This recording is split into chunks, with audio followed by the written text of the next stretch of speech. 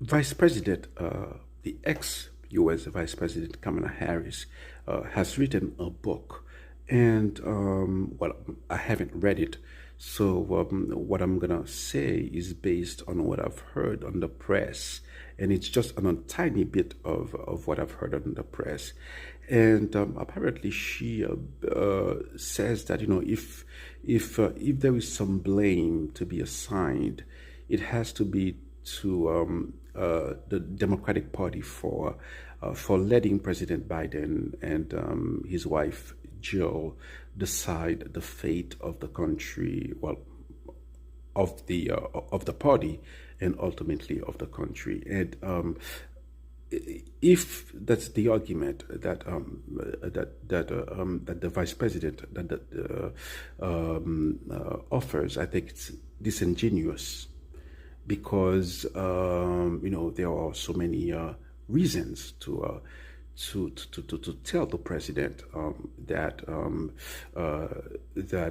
he ought not to pursue a second term.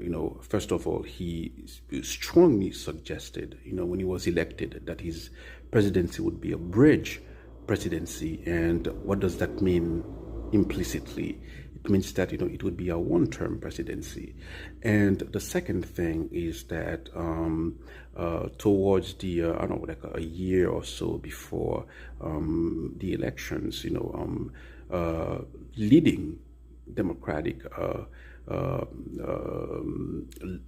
people, personalities could have kind of asked President Biden once more. You said, Mr. President, you suggested that that you would not seek re-election. What's that all about? But nobody publicly asked the president about that. So it's not just about the Democratic Party just letting the president and his wife decide the fate of the country. It's just the blame is more widely distributed than just the president and his wife. It's just many Democrats. They did some political calculations. They say, most likely President Trump is not going to be elected, so we're going to wait. We're gonna even if there is a second Biden presidency, that's done a great presidency.